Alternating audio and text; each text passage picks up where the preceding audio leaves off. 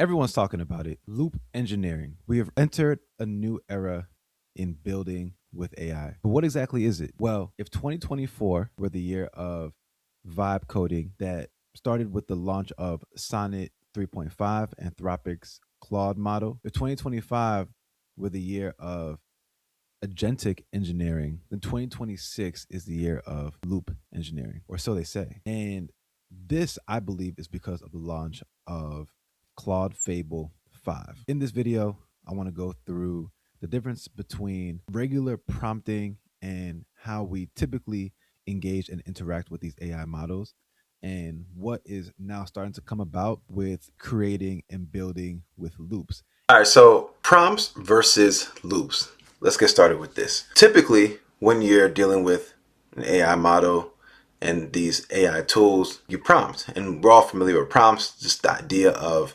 feeding a model a query or a statement or question, and it'll give you a response in return.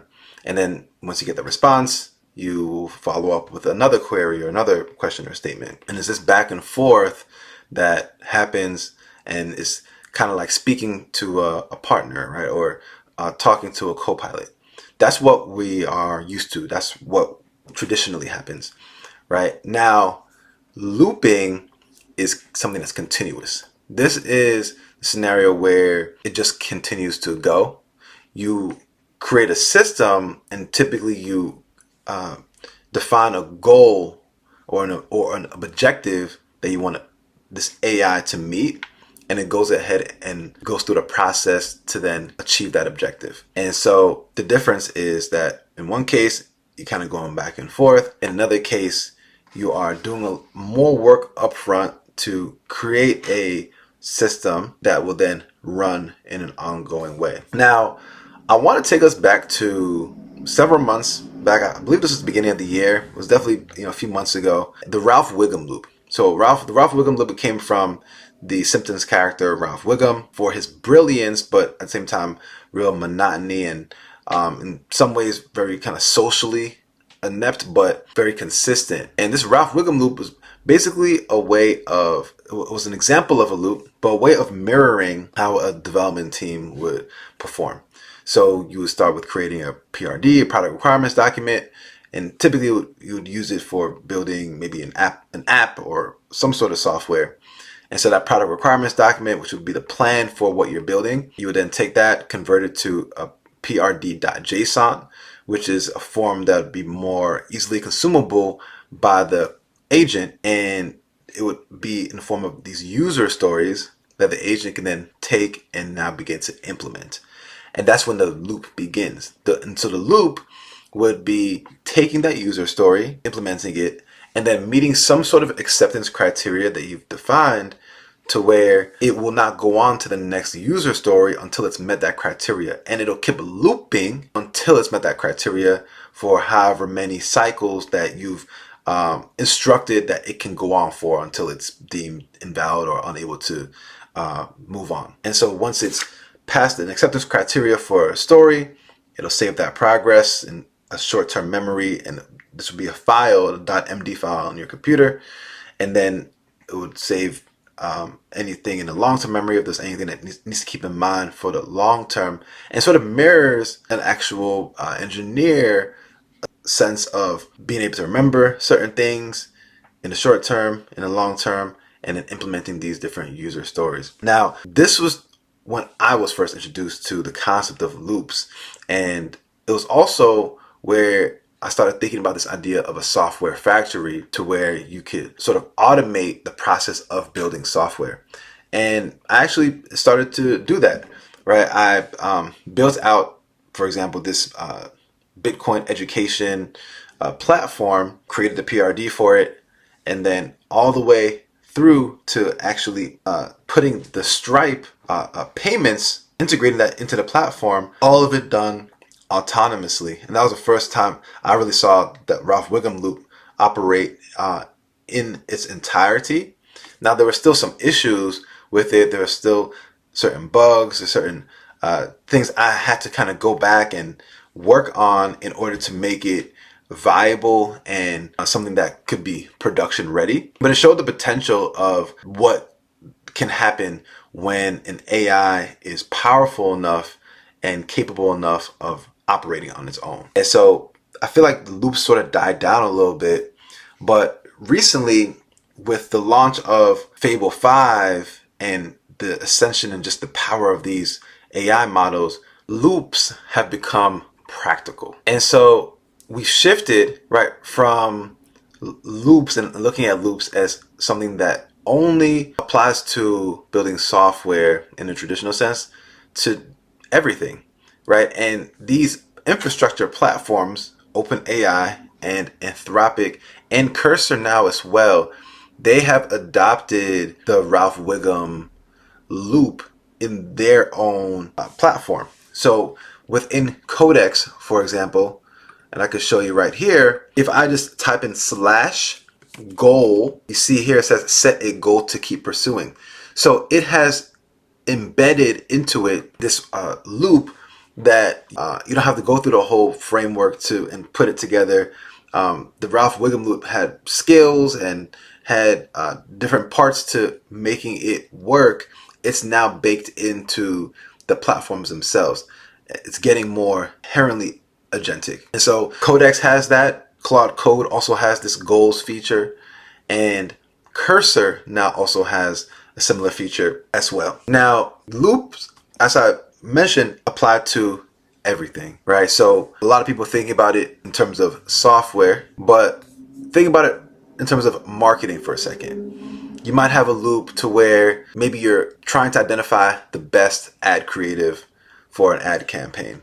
So you supply the AI with a lot of different references of top performing ads from competitors, from your previous campaigns, from wherever, and then you have the AI generate a creative. You maybe give it your business context, to give it information about your objective and what you're looking to accomplish, and then have it compared to those references. And then you create an acceptance criteria for what looks good and what doesn't look good. And then if it meets that criteria, it stops. And if it doesn't, then it loops, right? And runs again until it's met that criteria, right? So that would be an example of a marketing loop. And you can think of other sort of examples where the AI needs to meet some sort of criteria based on an objective that you've given it, and it'll just continue to run until it's done that. And I'm starting to now, the way I'm using loops in my own business is I'm using it for SEO currently, to have an ongoing loop that is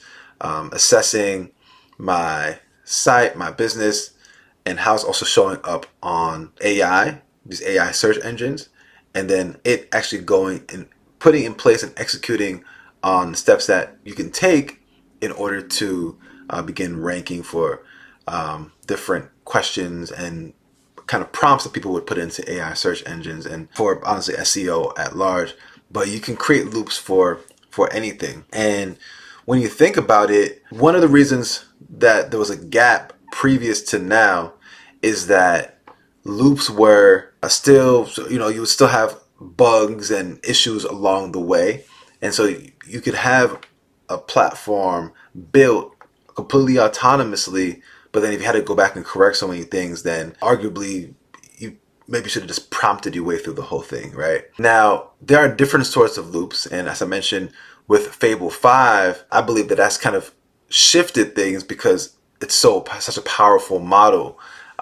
It can really run hours on end, and it's a lot fewer in the way of mistakes and errors and bugs that you deal with. You still deal with those things, but it's more bearable, and it now again makes the concept of looping more practical. But you have different kinds of loops, right? And I want to talk about three of the common ones today. So one is kind of like your prompts, right? Where you provide information or provide a query, it gives you information back. But rather than typical prompting where it's you give a query, it gives you a result, you give another query, you giving the objective, and it's more so approval, like steps in the process of it achieving that objective, that it asks for you to confirm that it's okay for it to move forward, or that the work that's produced in the process looks good for it to continue to move forward.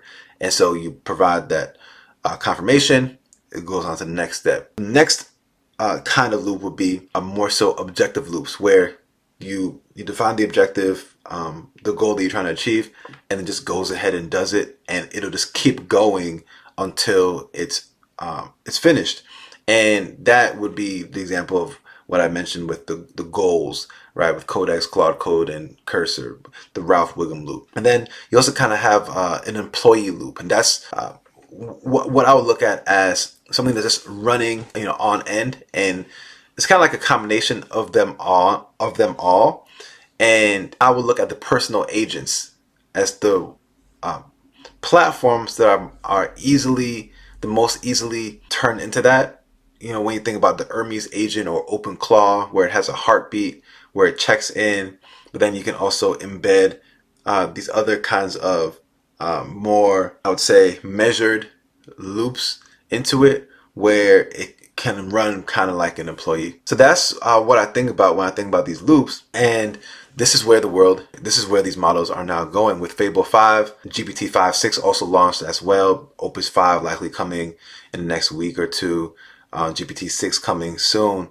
Everything is starting to, I would say, escalate, right? And the improvements of these models are also going exponential at this point. And so I've made so many updates to applications I've been working on. Even building out workflows have become more feasible in terms of just like the amount of time it even takes to build these out.